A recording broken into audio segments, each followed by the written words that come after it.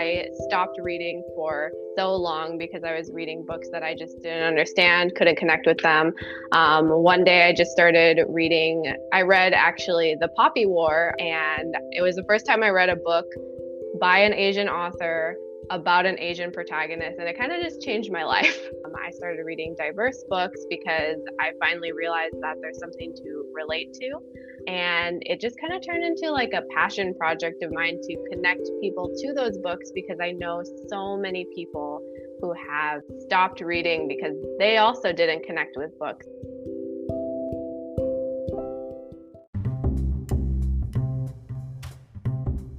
Welcome to Speculative Sandbox, your audio playground for creative storytellers. My name is Vickie Lan, and each episode, I and a guest will unpack a fiction trope with an eye for character development and narrative structures. Make sure to look for Speculative Sandbox on Instagram, TikTok, and Twitter, where you can join the conversation. Leave comments or questions, or let us know what other tropes we should cover. When the real world just doesn't cut it, let's get lost in a fictional one.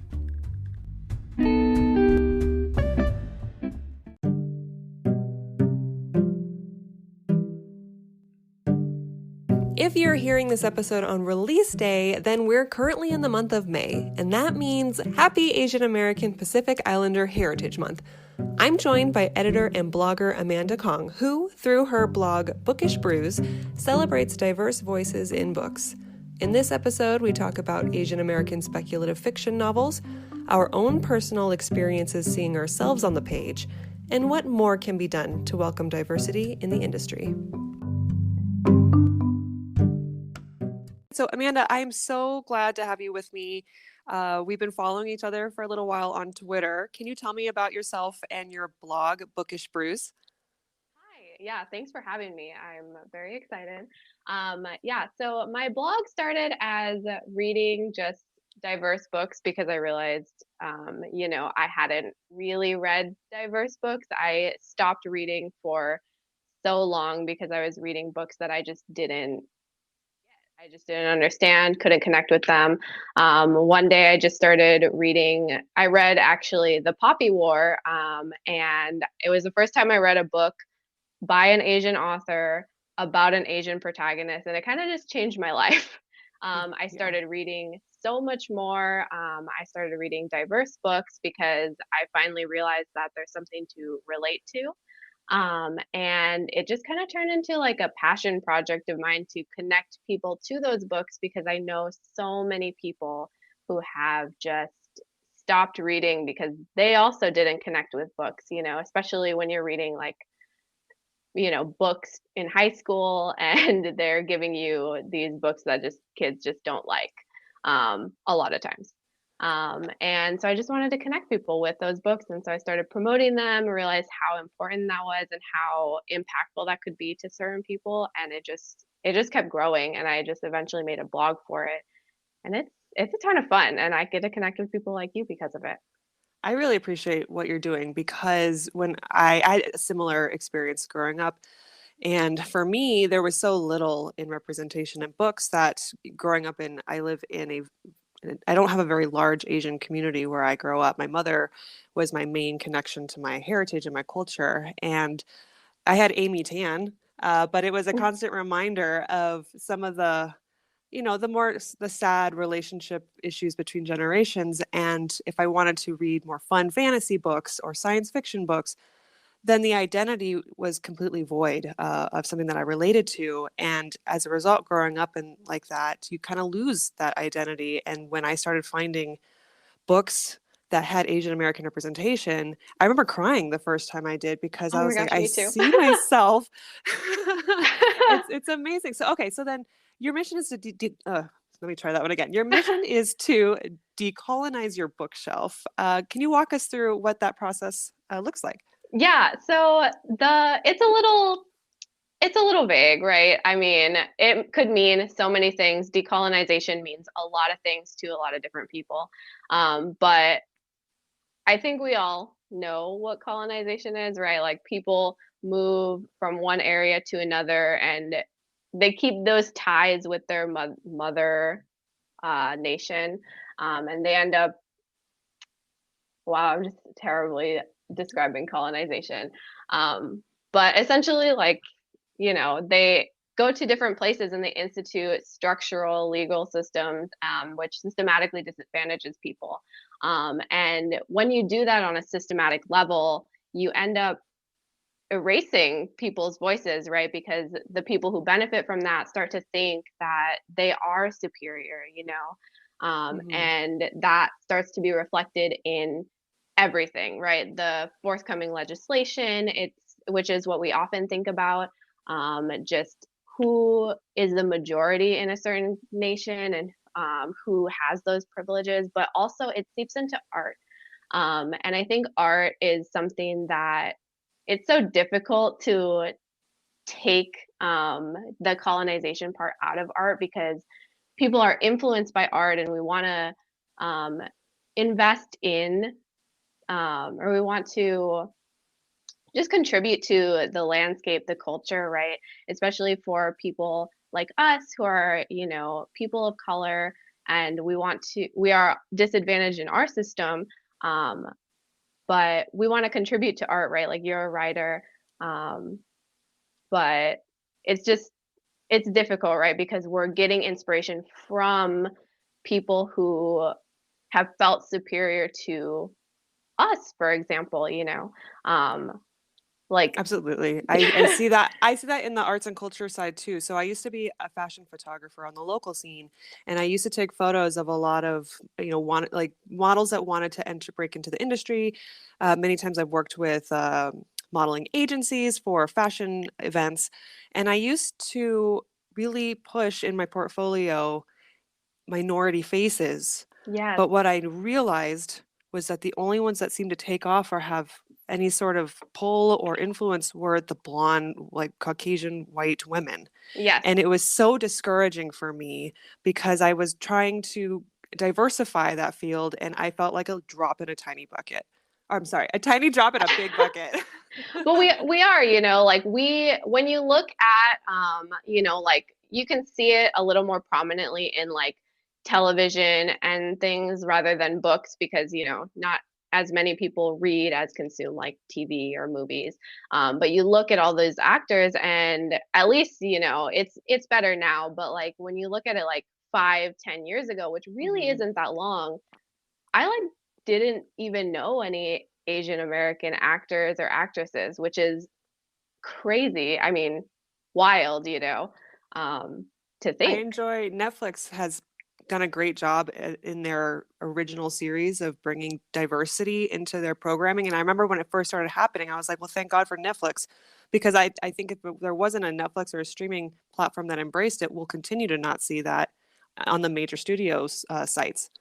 Yeah, it's a lot, and when you grow up and you don't see people that look like you or characters that act like you or relate to you, you start to lose who you are, like you Hmm. lose that connection you have. Like you said, you only had your connection to your mom for your Asian side, and that's not enough, but if Hmm. we start to see it in media, television, movies, books, and we start to read those experiences, start to consume those experiences, there's a chance, that we'll start to embrace it more.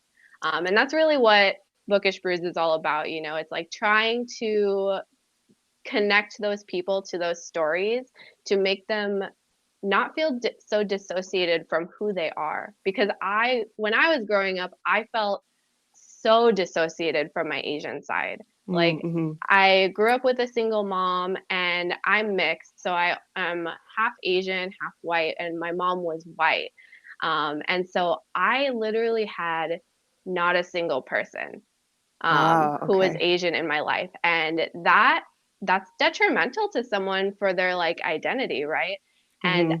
I didn't start identifying strongly as Asian American until I started reading books where people were, Asian and Asian people existed, which Hmm. is a lot. But if books and media can do that for me, I know that it can do that for other people, right? And that's really what decolonizing my bookshelf means. Absolutely. And I relate to you with the mixed race. I'm half Vietnamese, half, I guess you could say, white, but my dad Yes, is me too. predominantly Irish. So it's my breakdown. And there's a very there's a delicate charm that I at least have to use all the time when interacting with people from one race or the other, because I fear alienation from Yes. all sides. Hmm. And it's that feeling of not really belonging any which way. And I've started reading books where that same feeling has been shown, that delicacy, Hmm. that sensitivity. And that's what I think is so important about reading stories from many cultural perspectives, because when you're raised in one set way of thinking, it's very easy to assume this is the way it always is and how it should be. And I'm not just like systemically thinking, but even like the way you're raised in your specific family unit and finding out how Hmm. your friend's family unit is run, you know? Right. Um, This doesn't even have to be something about race or identity or anything. Like it could literally just be your family unit, right? Because like Absolutely. maybe something's happening in your home that is not right. And you just have no concept because that's all you know. And so reading from different perspectives can really help you with that. Exactly. Okay, so let's talk about some book recommendations. We're looking at speculative fiction. I'd love to hear what your thoughts are. My First of all, I'm really excited to talk to you about this. I'm planning to write these titles down. Most of the books I've read from an Asian American experience tend to be not speculative fiction. They're young adult romance. They're literary or historical fiction, memoir. So, yeah, tell me what you like to recommend. Yeah, so the diversity in publishing right now is much more diverse in a YA landscape, and that's just how it is. So I Yeah. have a lot of recommendations for like YA. I do have older ones, and I mostly read either speculative fiction or romance. So I got a ton for you. Oh, awesome. Perfect. A good one that I actually just finished a couple days ago was Severance, um, by Ling Ma, I think. Okay. That one was really awesome. I think I was actually listening to another one of your episodes about dystopia, and Severance is actually a dystopia with an Asian American main character. Perfect. And so I Okay. wanted to recommend that one first. But it's really good. Um, there's another one that I think is very interesting, and I think will also relate to you and me being Vietnamese women, is The Chosen and the Beautiful. Oh, oh my gosh. Okay, I was going to talk about this too. I just finished it. Okay, tell me Oh, what you you think about did? it. Yes. Yeah, it's beautiful. I think there's like a whole episode that we could talk about retellings and reimaginings, and just like taking, a white American story because, so for those who don't know, right, The Chosen and the Beautiful is a reimagining of The Great Gatsby. Mhm. But there's just something powerful about taking such a, quote, the great American novel, and inserting a Vietnamese woman into the narrative, and adding magic, right? Because we have magic in our everyday lives. And I thought it was beautiful. We don't really hear too much about the character that is made Vietnamese in the original Gatsby, and we finally get to hear, you know, more depth, right? It adds so much when we can kind of take it and make it our own, because we are all given the Gatsby, um, to read in high school probably, and Yeah. taking it and just reimagining it and just putting our own spin on it. It gives it so much more depth. It helps us understand stories so much more. It's so good. I love it. Okay, so I wrote a quick analysis on this one. So since we're on the topic, for those that are interested in reading this book, The Great Gatsby, written from Jordan's perspective, which is Daisy's best friend. If Jordan was an adopted woman originally from Vietnam, and so she's raised in a white family, surrounded by white society, but she's constantly aware that she doesn't quite fit in with her surroundings by especially the racist remarks that are constantly being said around her. And then it's always followed up with, no offense, Jordan. We're not talking about Hmm. you, Jordan, which Totally. I can relate Yeah, that is to. literally my entire childhood. Yes. That feeling of being the exception to her friends, as if she's not the same as other minorities, but having that very unique glimpse into that systemic racism that, like they feel comfortable around you. So now you're going to hear these things. What I really loved about this is that she eventually does find someone else from Vietnam. And as you said, there's magic in this book, and they end up exhibiting the same type of magic. And so she, just like how I feel reaching out to people of the Asian American community, learn from them, learn about your own identity, your own strengths. Hmm. It's fantastic. And I think the one other thing I wanted to say about the magic, the way that this book approaches magic is so interesting to me. It's so subtle. It slips in every now and then to the point where you're not quite sure if this is intended to be a magic book or not, but it's almost like the magic you feel when you're drunk, like you're enjoying yourself at a party It's and bubbly. Yeah. yes, you're having your high and suddenly magic happens, and that's exactly how the magic is portrayed in this book. I really related to the magic in The Chosen and the Beautiful because, when we're talking about how Jordan doesn't really, understand, or she doesn't, hasn't been around Asian American women or men or just people, um, and when she finally meets those people with the same kind of magic, it is that reach out, and finally like feeling like you can relate to someone. But what I really like about it is that magic is real, like it may not be described in the same way, but when I grew up and I finally started, sitting down with Vietnamese women, like we're doing today, it is magic. It feels magic. It feels bubbly. There's a little bit of a high because I didn't get to experience that.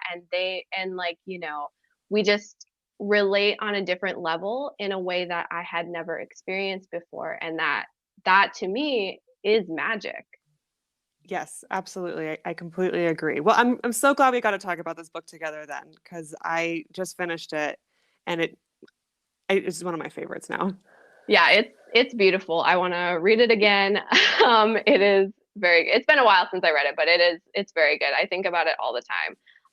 I love when we can take magic, and just throw it into a novel. So, I mean, relatedly, I believe that fantasy, science fiction, speculative fiction is the strongest when it enhances humanity, right? And I Hmm. feel like The Chosen and the Beautiful really did that, especially in a way that like I can relate to, and I know you can as well.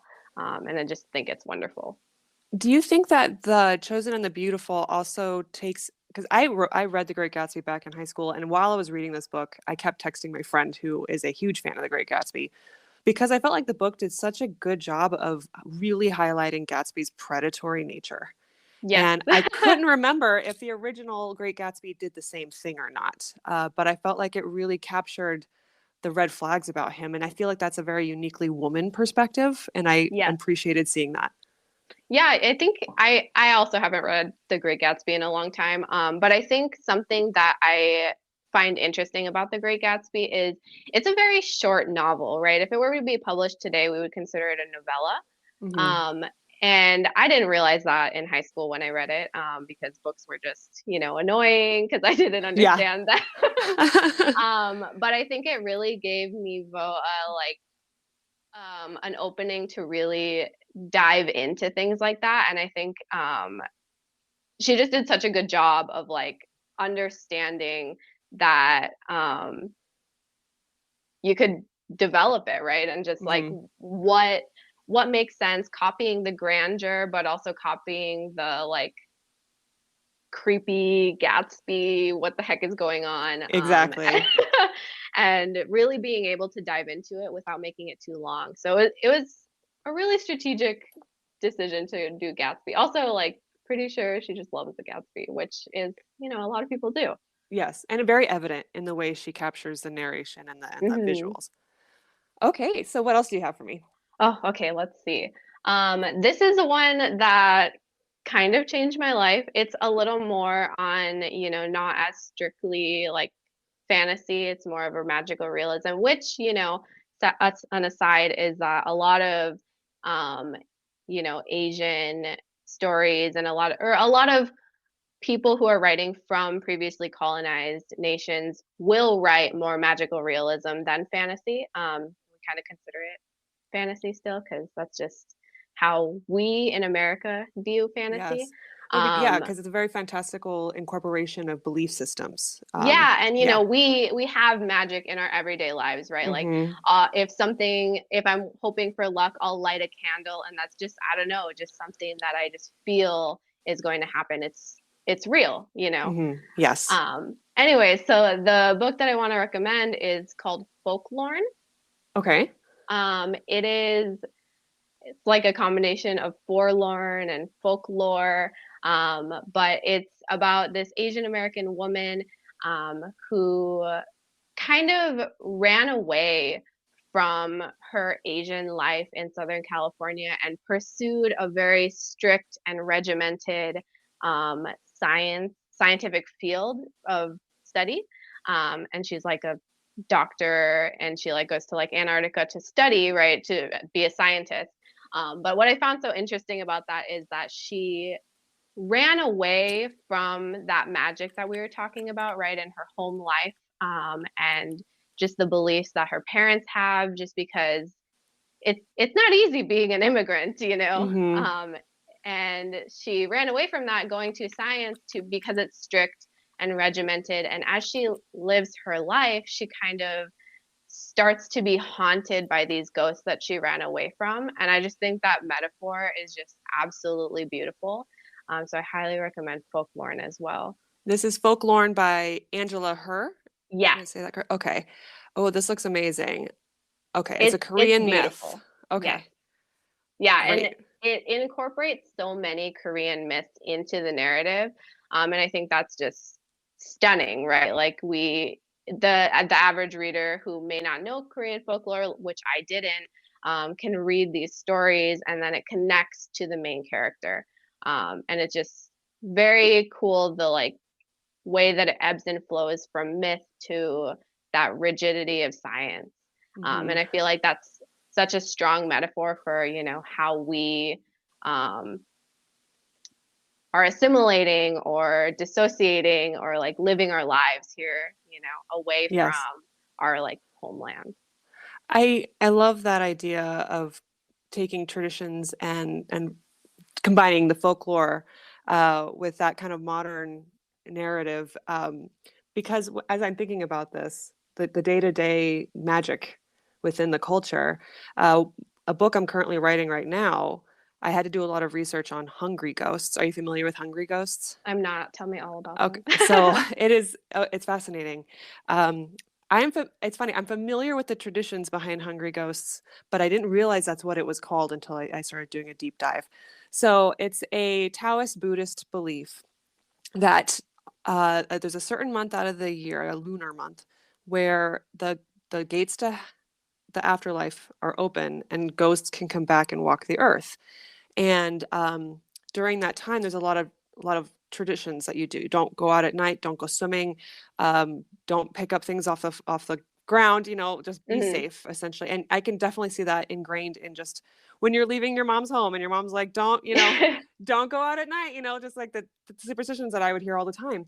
And the hungry ghost, there's two types. There's the idea that these ghosts have been traveling the earth for a while and they're hungry. So people leave food shrines out on the street. And Right. it's usually like a to go box or carton, and there's incense sticks. And the idea, don't touch those are sacred. And then at the midpoint of the month, there's a Hungry Ghost Festival. And that's when people come to honor their loved ones. They burn joss paper, which, you see them mostly as money, but like Hmm. fake money. But you can also buy joss paper to look like your recently deceased's favorite food or item, like a PlayStation, whatever, and you burn those, and Yeah. it becomes a ceremonial honor. And it's just this amazing culture that Beautiful. Yeah. surrounds, very beautiful. But then there's a sinister hungry ghost. So there's like the generic hungry Wonderful. ghost. There's a sinister one, and those are the ones that were awful people in there when they were alive. And so when they become dead, they become like terrible ghosts. And those ones are very scary looking. And so as I'm researching this, I'm like, this is amazing. So I'm trying to write this. And what's amazing about it is it's not just like a magic book. You're talking about what people believe and what they have ceremonies about and have traditions and what's the word? Trying to think when superstitions. So anyway, I just wanted to share Right. that. I Yeah. thought it was really cool. No, yeah, that's beautiful. Wait, so your novel incorporates a hungry ghost in it? Yes, yes. Beautiful. Yeah, it's about a girl who's I'm an own voice writer. I try to be as authentic to my unique perspective as possible. Um, and so mine's about a girl who recently lost her mom and goes to reconnect with her mom's community, childhood community in Washington. So my mom is alive, thankfully. She's Right. up in Washington, and there's a Not that huge much own voices. yes, and she's got an amazing Asian American community that she currently lives in. So when I went to visit her, I was blown away, and I am like, I have to capture this feeling of finding people that look like my mom, and in a way, me. That feeling of security, but also that feeling of inadequacy, where I'm Yes. like, am I good enough? So that's what the book focuses on. And because she's entering into an Asian American community, I wanted their lore and traditions to literally come to life. And it's a fantasy sci-fi book, so it's a lot of fun. I'm halfway through it. We'll see if I can finish it this year. Well, I believe in you. Oh, thank you. But I feel like that's such a strong like thing that diverse books do is like taking those myths and reminding everyone that we believe in them and what we believe in is real. Mhm. And we like, your story it like brings those folklores and those like things to life. But I think something that people can gain from reading diverse books is that these things are real to us and things are only real if we give them meaning, right? Like Mhm. time's not real, money's not real, like money is only real because we believe it's real. And Yes. that's the same thing with like these folk stories and these magical things, right? And so like a lot of the things that I read are a lot of fantasy, but a lot of them have a lot that goes back to what I was saying about like, like a magical realism perspective, right? Because these things they're just real to us. They're Mhm. not folklore like we call them. They're not like myths, right? They are who we are. Absolutely. Okay, so we just talked about Folklore by Angela Herr, and which is, I'm looking it up right now. We have magical realism, fairy tale, fantasy fiction, and psychological fiction. So that sounds amazing. I'm going to go download that after we're done talking. All right, so do you have any other recommendations? Let's see. I recently read The Girl Who Fell Beneath the Sea by Axio, which was beautiful as well. It's another retelling, which I think is fantastic, right? I think that we should lean into retellings more because if we think back to like where stories began, stories weren't originally in written form. They were told orally, which is, an argument for audiobooks aside. Yeah. But they were told orally, and that means that every single time that a story was retold, it changed. And so I love reading retellings and just seeing how the author has kind of changed things. It also kind of debunks the idea that there's like a right version of the story, right? Because these stories are meant to serve us. Hmm. And stories, if they don't serve us, there's no point in them. And so they should be evolving with our needs. And so The Girl Who Fell Beneath the Sea is a beautiful retelling of sorry, this is not a Vietnamese. I don't know. It's Shim Cheong. Um, but it's just really interesting to understand the myth, but knowing that it's a modern. It's written in a way that's going to serve us today, right? And so it's almost arguably more valuable. And I think it's beautiful. It's the cover of that book is like stunning. I'm Um, looking at it right now. It's gorgeous. and the writing matches it perfectly, right? Like the way that the writing is looks as flowing and as light and as magical as that cover looks. And I just think that it's beautiful, and I think that everybody should read more retellings. So I want to like push it. Very, very cool. I love this. Excuse me. Lost my voice for a second. Okay, so I only have I'm going to jump in real quick, go back and forth a little bit. I have one other book that I wanted to recommend. Unfortunately, it's a little bit of an incomplete recommendation because I'm halfway through it. It's Okay. called How to Live Safely in a Science Fiction Universe by Charles Yu. Have Yes, you heard of I've that one? heard of it. I have not read it. I have actually been recommended that book multiple times, so I think your recommendation might hold up. Okay. It's a quirky book. It is okay, first of all, it's about the main character. He is his own main character, right? So it's a self-aware narrator Love and that. narrative. He's a time machine mechanic.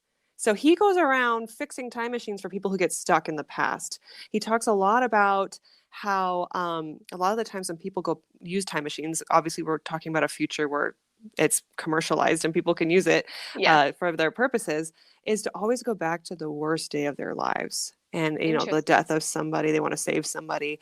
And unfortunately, if you weren't there at the death of your mom, for example, then you can't break the rules of time, I guess, and be there then. So I'm not sure how this works and how things are regulated clearly, but he has to go back and find people. And the whole point of it, though, is it centers around family dynamics, and you have a lot of regret and looking constantly to the past. And not only is the book about people going time traveling to the past, but for example, his mother is retiring, and they have these things called time loop retirement centers.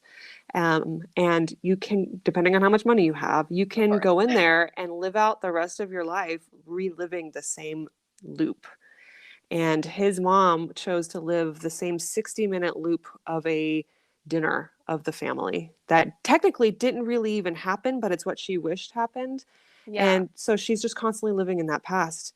And then his father, who I believe is not alive at this time, was the inventor of time travel.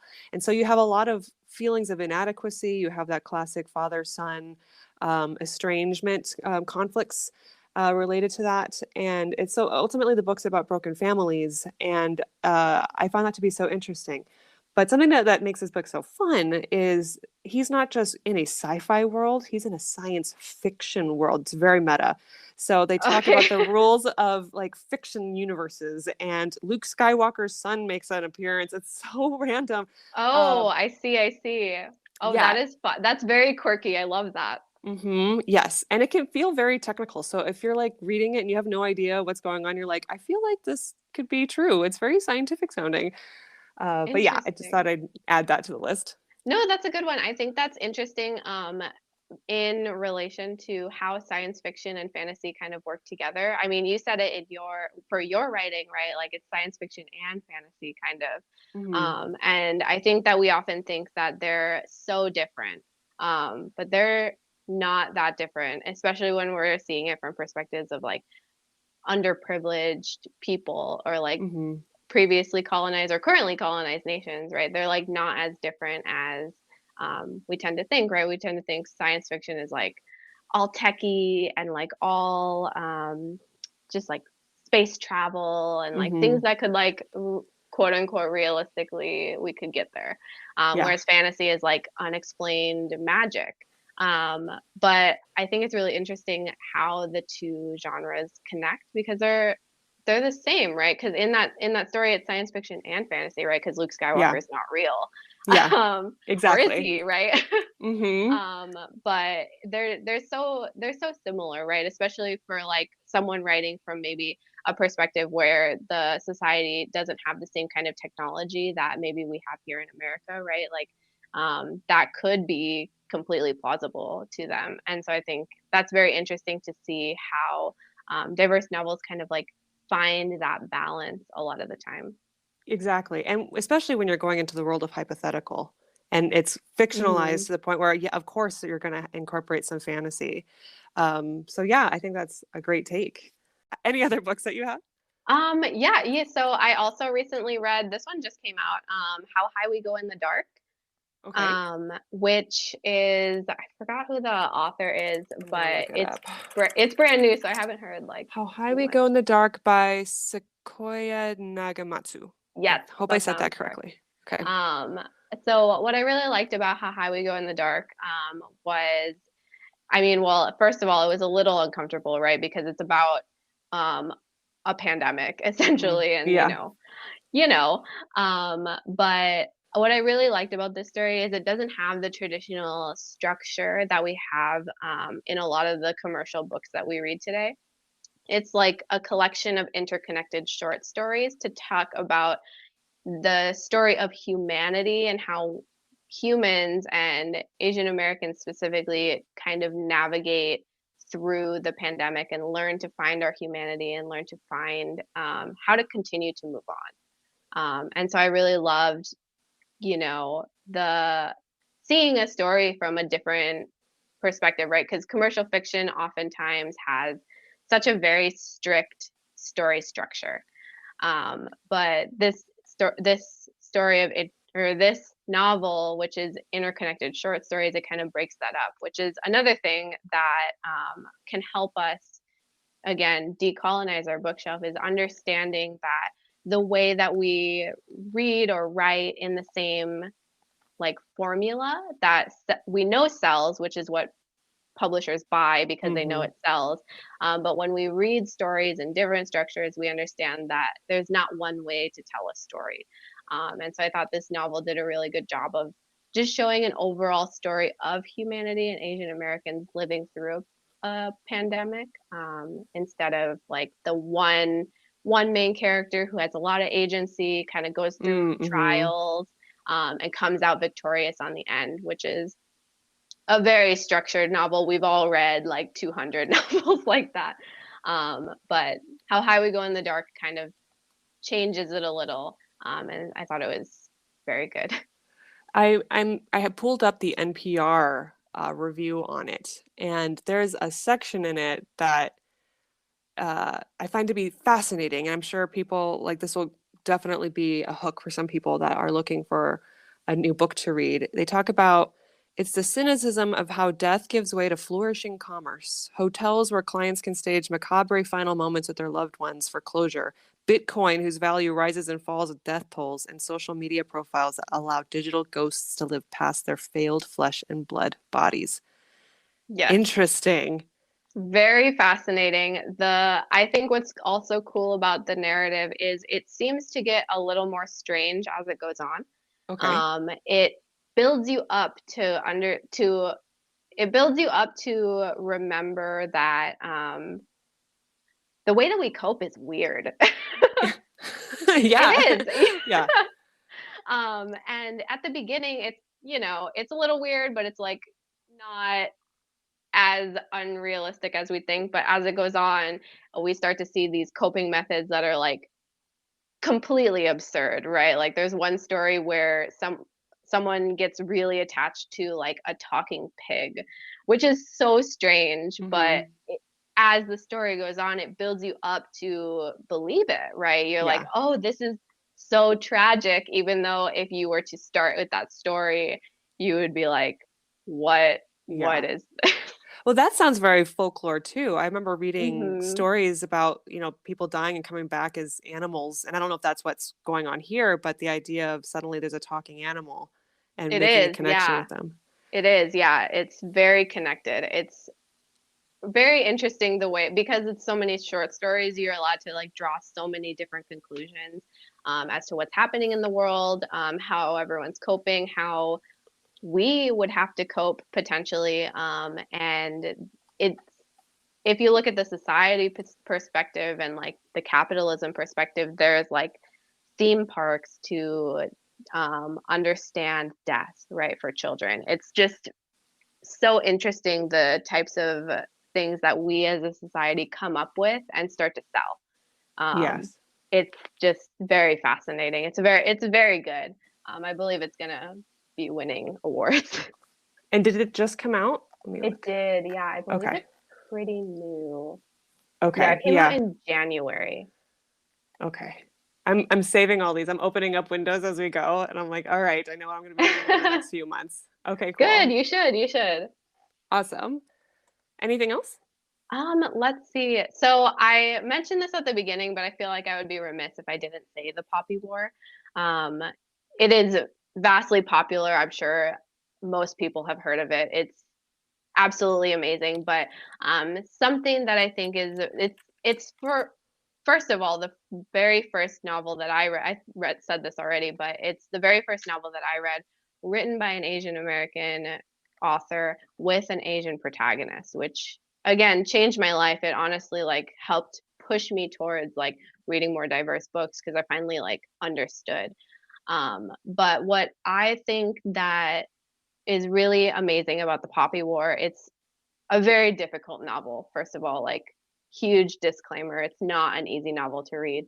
Um, but what's interesting is that Rebecca Kwong, she takes a historical event and she puts it into fantasy worlds.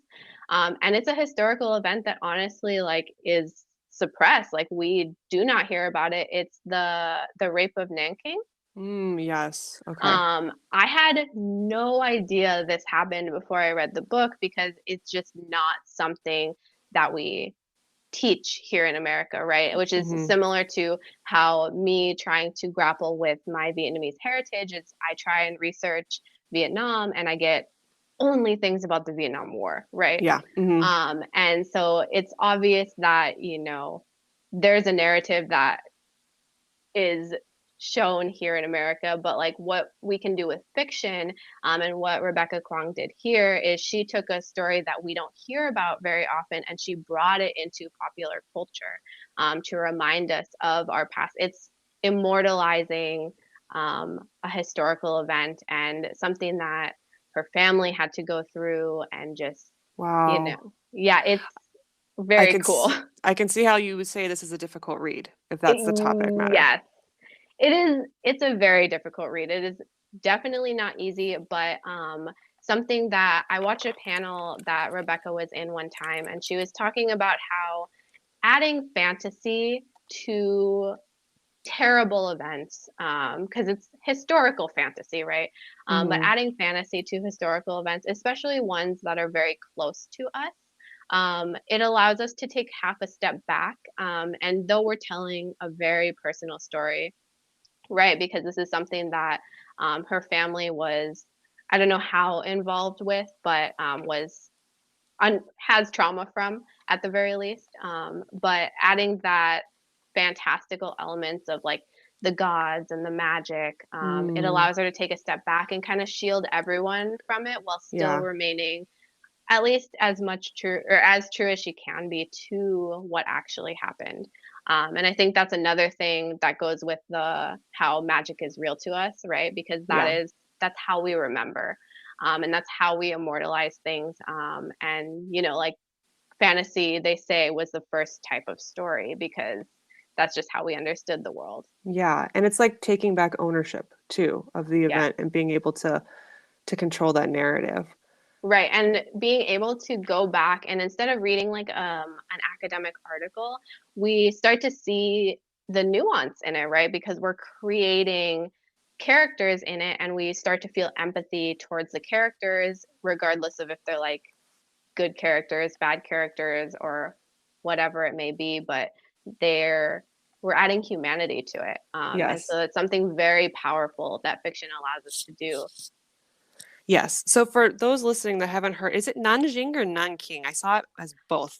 How I should we have seen it refer to as it? both, so I'm Okay. not exactly sure, unfortunately. Okay, so for those that aren't aware of the Nanking massacre, the rape of Nanking, it's just this terrible, brutal time where I believe it was Japan Hmm. invaded, and then over like a 6 week period, um, brutally raped and murdered hundreds of thousands of people. And Yes. I I know that this isn't broadly taught, but for some we touched on it very, very briefly in my I was taking an honors, maybe that's why I was taking an honors history class. It was an Honestly, you could AP have had a class. good teacher. Very true, yes. And it was a really good opportunity. We had usually in my school, there's always at least maybe one or two other people of Asian American heritage in the classroom.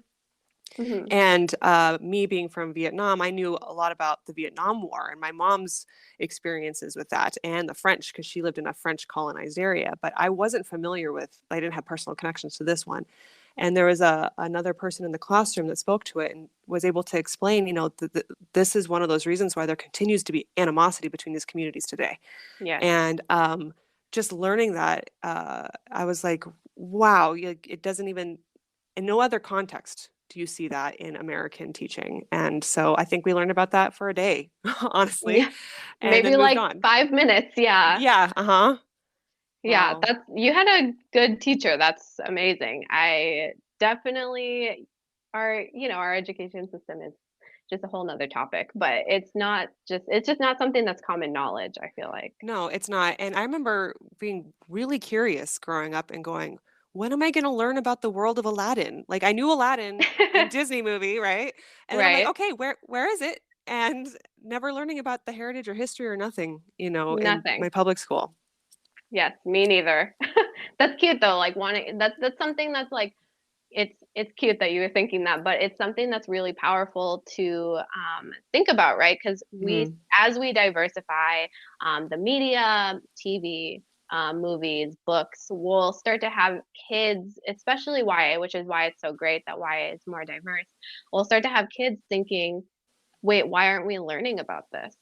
You Yeah, know, and I truly believe that art is culture, right? Obviously, TV is culture, movies are culture. But what I truly believe is that culture precedes legislation. hmm. So as we have these stories out here, we will start to see a push towards legislation that's going to be more equal for everyone. I love that because you're right, 100%. It's about the influence of the culture of that community. Right, because if we're reading books by many different perspectives, and we only hear our education from one perspective, kids are going to start questioning it, and Hmm. that's what we want. And it's so important for us to read diverse books, push diverse books, and just like it helps us personally, but it also helps the entire community. Exactly. Well, I'm glad you talked about that one. I knew about that one. I see it all over Book Talk. I start to read it and then I get really sad. So, It's yeah, it's very sad. but It's it's an very important read. difficult. It's very important. Yeah, I think there are people who are writing very groundbreaking novels who are going to be able to like these stories like this are going to really impact us in the future. What's your Like favorite? What is the favorite one you've ever read that really, if you haven't talked about it already? um my favorite book. Oh, that is like the hardest question in the whole wide world. This is a little less like fantasy, but it still has a little bit of magical realism books. Hmm. I um my my friend wrote it. She's gonna be embarrassed that I talked about it. But The Fortunes of Jaded Women comes Okay. out in September. And because we're friends, I was incredibly fortunate to get an early copy. And I think I definitely recommend this to you because it's about Vietnamese women. The magical realism is a lot more subtle, but I guess it's important to talk about, right? Because um, it will expand our idea of fantasy because I was reading recently that like all fiction is fantastical. It just depends on like what we're making fantastical, right? Like Hmm. for example, like a museum heist is still fantastical. Like your average person is not going to be able to do that even though there's not magic, right? Right. So The Fortunes of Jaded Women is about a family curse that comes from Vietnam into America as we immigrated to America and to Orange County, California, Little Saigon. And this generational curse is that every woman in the family has to have a, a daughter. And that's important in Vietnamese culture, right? Because Vietnamese women, when they pass on, can only come visit their family if they're recognized on the family altar. Hmm. And in addition, women can only bring forth people to recognize on the altar with permission from their husband, right? So it's like a Yeah. detrimental curse to the family. But what's beautiful about it is that that's the magical realism part. But what's beautiful about it is that curse is obviously a allegory to generational trauma and immigrant trauma and all of that. It's beautiful.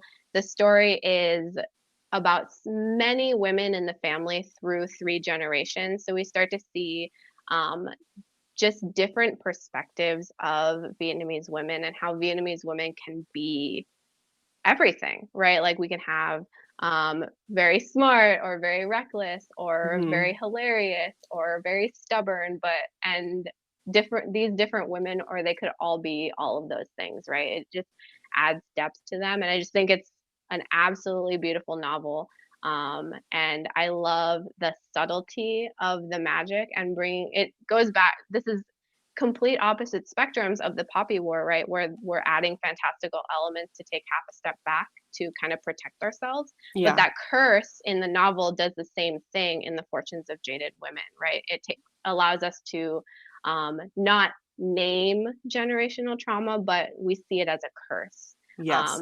which is very similar, right? And it's interesting to kind of relate like something so second world fantasy as the Poppy War to something very subtle magical realism like the Fortunes of Jaded Women, but it's just something that we see so often, especially in Asian American writing. It's okay. I've got to speak on this part where you said like being able to use the magic to kind of protect us or shield us a little bit from the what really the issue is. Yes. That perfectly, when I was first writing my first book, the one that's currently being it's on submissions right now, I really wanted to talk about my relationship with my mom and the intergenerational trauma there. And I Hmm. was like, I have a hard time, like growing up, right? My one exposure to everything was Amy Tan. And that was such a raw look at, relationships between generations that I was like, I'm tired. I'm tired of that. Like I need something to shield me so that it doesn't hurt so bad. And Yes. to me, it was a humor, sci-fi absurdism. Yes. And by doing that, that was probably the most therapeutic book I ever read. It's about, and I mentioned this before in previous episodes, but it's about a mother and daughter who are estranged. And then an alien invasion happens, and the daughter goes back to the home to make sure her mom's okay. And now they go on an adventure together to try to survive this invasion, but they're overcoming this conflict. And Yes. by putting that shield of alien invasion and just really leaning into the humor of everything, it was like probably the best writing. I wrote that book in 4 months. Like it was just a Oh, that's speed so write. fast. Yeah. But it was, I think, probably because I was getting a lot of like a life out, onto the Yeah, page. exactly. Yeah, it goes back to what I was saying earlier about how speculative fiction shines the most when it enhances humanity and things that we know today, right? And it Hmm. also goes back to how magic is real because the magic that we have enhances our humanity. Yes. And so it's not only a shield, but it's an enhancement, right? It makes the story stronger because we're able to kind of put a magnifying glass on those things without naming them in the same way that an academic paper might not. And Hmm. it's it's beautiful. Like fiction is so important, and I think it does both of those things. It shields and it magnifies, which I think is just fantastic. And I think it's just one of those big benefits of writing, reading speculative fiction. Do you think we're doing a good job of diversifying the book industry so far? And if what can we do better? I think it's a hard question, right? Because the publishing industry is immensely more diverse than it was, for example, 10 years ago, right? Like Hmm. like growing up in high school, I couldn't tell you a book written by an Asian American writer. I didn't know any, like at all. And today we just went through like so many, and I could probably name so many more if I look through the like my Goodreads red shelf, right? Hmm. Um, but I think that we are in the right direction at the very least, but there is so much further that we can go. There publishing is still majority white, majority cisgender, heterosexual. Like it's just very much the powers that be, right? Hmm. And I think we're doing an okay job of getting there, but I think we also have to remember that, writing is political and publishing is political. And these feelings are so deeply ingrained, like these feelings of like white supremacy and just the propaganda that the powers that be have given us and ingested in us, that it's like it's ingrained in us, right? And it's so difficult to kind of move forward from that. And people legitimately benefit from stories that aren't diverse, right? Because we've talked so much about diverse novels and the impacts that they can have. So I think we're going in the right direction, but it is just it's going to be a long and hard journey. I think that we are so far from where we should be, and because of the lack of diverse novels, I personally think that we need to have a majority diverse novels because people just haven't heard these perspectives. And if we have a majority of diverse novels, also just, you know, the ideal person, quote unquote, right? Cis, het, white man, that just doesn't exist. Neurotypical, like these people don't exist. Like they kind of do, but it's all fake. Like I was reading a statistic how like 75% of people are neurodivergent, right? Or have anxiety, depression, which is neurodivergency. And I hear you typing. Maybe you're looking up the statistics. No, I'm taking notes. Oh, but I think what's happening is like it's hard to. I just think that the majority of novels need to talk about these types of things because the majority of people relate to the powers that be less than we think we do. Like, sure, I, for example, have benefited from white supremacy, right? And I acknowledge that all the time. Or I try my very best at least, you know. But it's very ingrained in me. I have benefited from it, and I think that there's an agenda, right? And there always is. Everyone is biased, but I think that it's going to be a long and difficult journey because publishing diverse novels is going to really hurt or not hurt. It's going to hurt some people. And especially since we're thinking about these big 5 or big 4 publishers who are owned by the same people that own the rest of media, right? So I think we're doing an okay job. I think we're on the right path. And I think the more people that take up arms to read diverse books and understand these different perspectives, I think are going to help so much.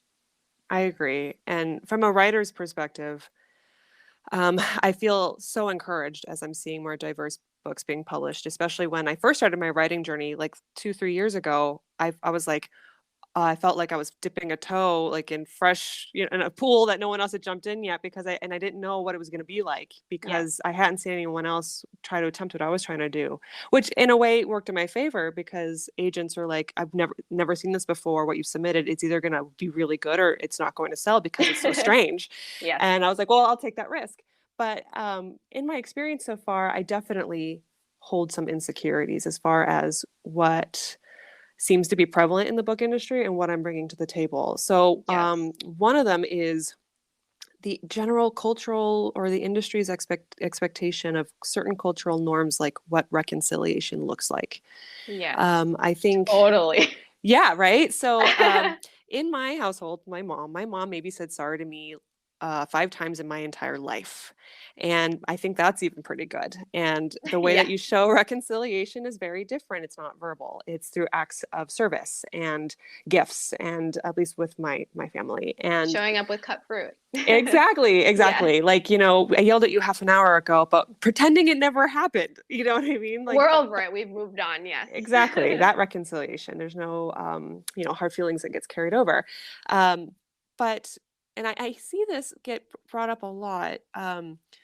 There's like even Shang-Chi and I'm trying to remember, there was another Asian movie that came out recently. And then even Encanto with with cultures that have a lot of similarities. That the fact that you have these characters that are saying, I'm sorry on screen. And every time I see that, I'm like, oh, like, does that happen to other people? Like, I feel so left out. And then it happened to me. where I started receiving feedback of this doesn't feel like there was actual reconciliation. But when I had beta readers that had my similar background, they're Yes. like, the Okay. reconciliation is better than what I would even imagine in real life. Yeah, That, and they've never seen it in media, right? So they're like, wow, this is amazing. I love this reconciliation, and it speaks to them. mhm. And it's better than you think, but then, Yeah. the people in the industry or whatever who don't understand, I think that goes along with, oftentimes books are picked up because they have similarities to other books that have a good track record for selling. And I think Hmm. that's another reason why it's going to be such a long and hard journey to get these novels out. But I'm Yes. sure that your reconciliation is totally fine, but I understand that Yeah. someone who doesn't have that background wouldn't get it. But we have to understand that we need people from every aspect or every like position in the industry to really get on board with this, because we need to understand that, just because it is different from another book that maybe didn't sell, or it's similar to a book that maybe didn't sell, or it's different from a book that did sell, doesn't mean that your book won't sell. Exactly. And it comes down to the resources too. I remember when Shang-Chi first came out, there was a lot of discourse over the lack of advertising resources that Disney was putting towards it, or Marvel. Yes. Oh And the my fact that gosh. it ended up being like the most successful, probably because they were able to leverage that discourse as marketing. And the fact that I was just really excited to see Shang-Chi. But yeah, it's about the resources you also choose to give a book It and is, yeah. And a lot of times, authors of color don't always get the same kind of marketing budget as, an author who's writing the exact same story that has, or a book similar to a story that's been on the New York Times for like 10 years. exactly. Okay, so then another insecurity I have is the Okay. buckets, the buckets of audiences. So you have your young adult and your adult, and of course middle grade and like youth. Or Yeah. what is the youngest one actually? I don't actually know. I'm trying to think what my kid reads. I Beginner readers? I don't unsure. know.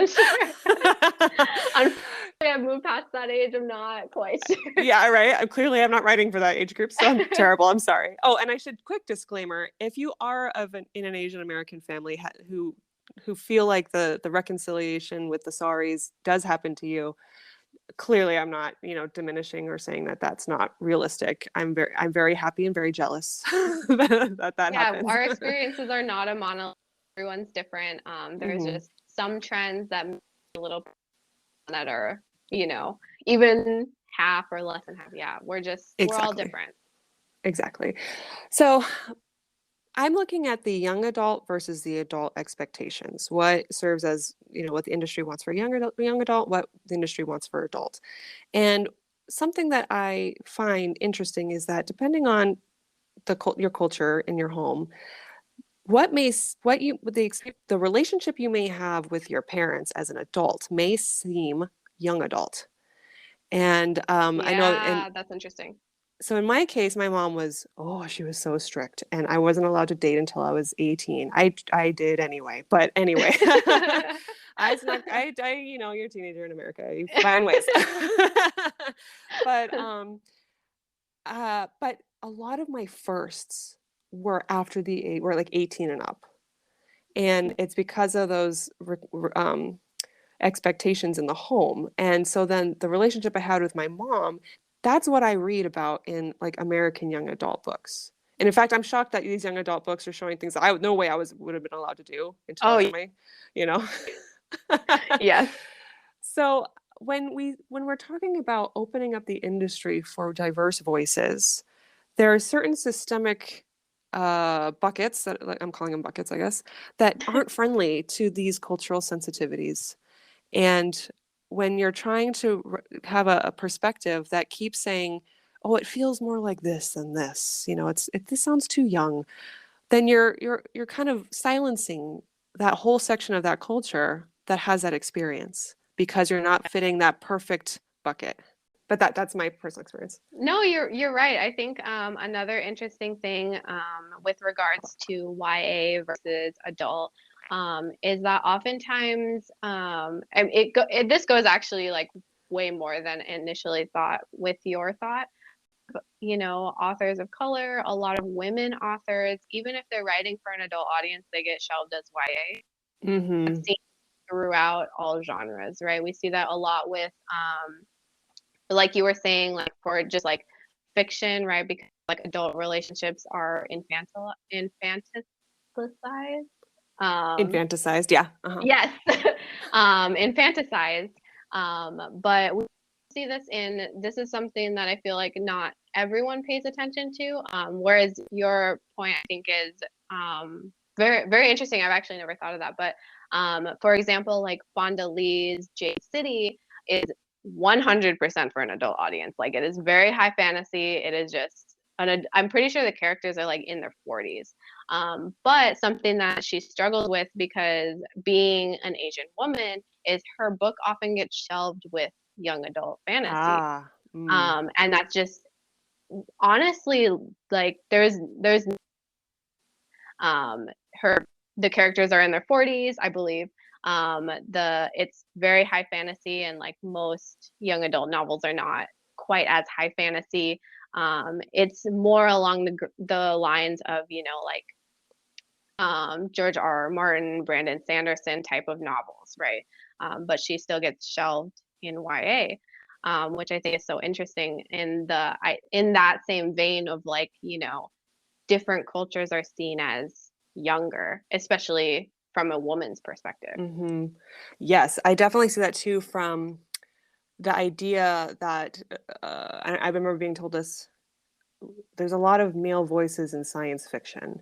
We need Yes. more women's voices. Okay, so let's get it out there. But then there seems to be this added layer of, well, if it's a woman's voice, then it has to fit this pseudo sci-fi genre of what we think a women's fiction version of sci-fi would be. Right. And suddenly it's not so high fantasy or hard science fiction. It almost seems to have like we want what I'm trying to say is I would love to see more hard science fiction novels where the woman is having action oriented storytelling and it isn't so focused on just characterization, Yes. but give her the hard fantasy, the hard science fiction experiences. Totally. You know, something very interesting. So it's something that I looked into for my blog, right, is I try and understand more of like origins of genres, and just the history of them. And going along with that, I think it's very interesting to touch on where hard science fiction kind of came from. Science fiction was kind of born in the pulp thing. Mm-hmm. And that was just like the pulp era was essentially just like it was cheap to print, so there was a lot of competition, and you just wanted to be as absurdist as possible to kind of get noticed. Mm-hmm. We didn't really dive into too much nuance, right? Because people didn't have the time for that. It was cheap to print, so they just printed a ton of stories. Um, and that's where science fiction was born. But what's interesting is that, like, you know, that hard science fiction kind of comes from that, like, quote unquote, golden age of science fiction, where it was in direct response to that, like, pulpy, absurdist type of science fiction, is trying to kind of reject that and create something that's more, I hate to say this term because it's racist, but highbrow. Mm. And they're trying to create something that's more suited for, you know, smart people, civilized people, right? Mm. Gotcha. Okay. And so that's where these like very strict narratives of hard science fiction kind of came from. And because it's completely constructed, right? All genres are constructed, but because it was in direct response to all of that like absurdist, pulpy stuff, it became very white man oriented. And so the Mm. main characters are white men, the writers are white men, and it kind of pushed out any other kind of stories because the people who have access to these scientific knowledge, whatever, were more likely to be white men, right? Mm-hmm. And so these things, if we look in the history of genres, it's just so interesting to see where they came from, and it gives you more reason to, like you said, want to push for these women perspectives in this quote unquote hard sci-fi, right? Because they were pushed out. Something that like a lot of people don't think about the history of genre, and when they do, they're not thinking about the people that actively got pushed out of it. And so when we're writing these diverse novels, and you're exactly like your call to action for writing women or authors of color into hard science fiction, it's completely subverting that. And I think Mhm. that is so strong, so powerful. Well, I'm so glad I got those. I've been sitting on these feelings for a little while. I've been trying to figure out how to express them. I'm just really glad I got to express them with you because I feel Good. like Yeah, it no, this was is super fun. awesome. Okay, And well, my we can gosh. chat anytime, of course. Cool, that's great. Okay, so my final question for you is, thank you so much for being with me today. Is there anything you'd like to promote or leave us with? Um, I think just reading diverse books, just like that is my whole thing. I just want people to be connected to stories that speak to them personally, and I want people to read books that they don't personally connect with, because it'll help build empathy towards the people that do connect with them. I always like push diverse books on all my social media, on my website. I'm always open to recommendations. I just want people to those books, right? I think that is something, I think it's very impactful to our culture, our society, and I think more people need to do it. And so that is what my whole mission is. So if I would love to like have anyone on the journey with me on Bookish Brews or just my social media. I'm always open to maybe giving recommendations if I have time or whatever. Like I want to help, right? So I am just here to help and hoping to help other people do the same thing as me.